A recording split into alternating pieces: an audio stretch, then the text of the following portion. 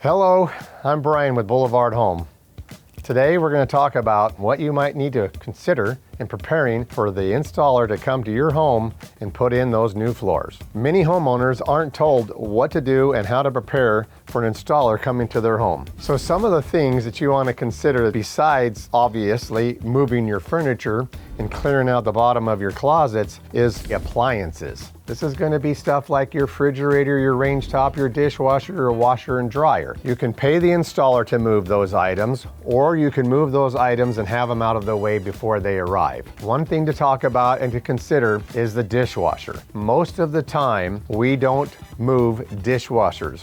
Number one, it requires a licensed plumber or electrician to pull that out. The dishwasher is electrically hardwired and it has water attached to it. The installer is generally not authorized. His insurance company is not going to cover anything in that realm. So if you want flooring to be taken out from underneath the dishwasher and the new flooring put in underneath the dishwasher, you're probably going to have to hire a professional to come in and pull that out for you. Or if you're handy and you want to do it yourself, that's perfectly fine. Other things that you might want to consider are, what time is the installer arriving? What about parking? Where can they set up their vehicle in their trailers and have all the equipment there and pull it all out to bring it into your home and take care of the installation process? What are you going to do with your pets while the installers are there? Depending on the type of flooring and what you're getting installed, it could be an all-day project or it could be a multiple-day project. So you probably want to consider what to do with the kids and the pets and yourselves for that matter.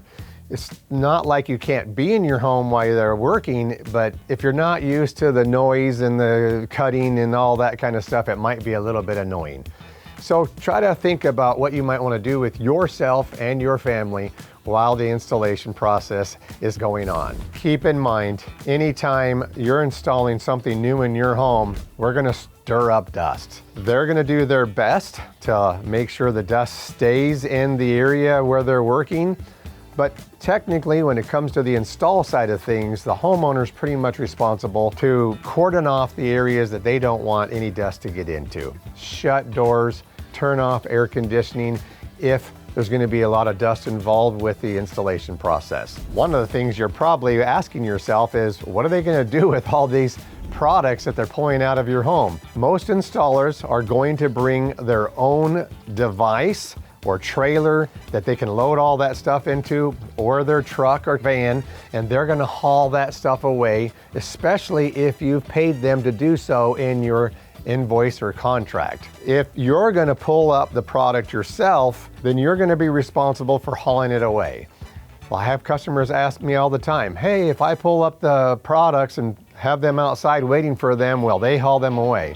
The reality is the majority of the cost of hauling that stuff away is taking it to the dump, because they're a commercial business and they have to pay a fee. Otherwise, if it's in your contract or in your sales order, your invoice, and you've included hauling away, they'll take care of that and you won't have to worry about it. All right, the installer's done inspecting the floors after the demo's all been pulled up. If there is some floor prep that needs to be addressed that's not included in your contract, there'll be a little bit of discussion with you, the homeowner, of what that's going to cost. Once you guys got that worked all out, they'll go to work.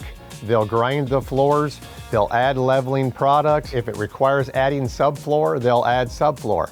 Then the installation process begins. It's going to take them a little bit of time to lay out the floors, especially if it's a hardwood or a laminate or an LVP. They're going to start the layout process. They're going to have to start at one end of the house and they're going to have to make their way through and go down hallways and maybe even go backwards a little bit. But it's really critical that they set their layout and make sure that they're getting it right so that when they're done installing, it looks great. Then once the installation's done, they're going to put those baseboards back on. One thing to keep in mind about taking off baseboards and putting them back on again is they're never going to look as pretty and as nice as they were when they took them off. We try to help you understand it's your responsibility to hire a painter or paint it yourself, but those baseboards are going to need touch up. You're going to have to fill in the new nail holes, add some new caulking on the top and in the corners, but don't caulk the bottom.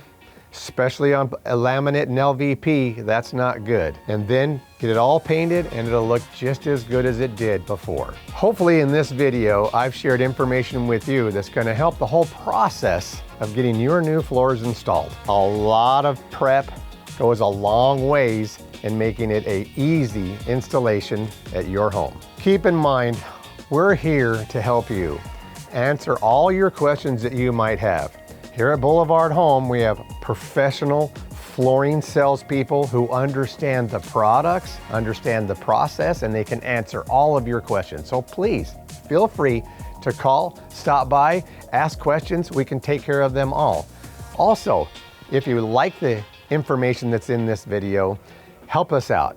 Like and subscribe. It goes a long way to helping get these videos out to more people.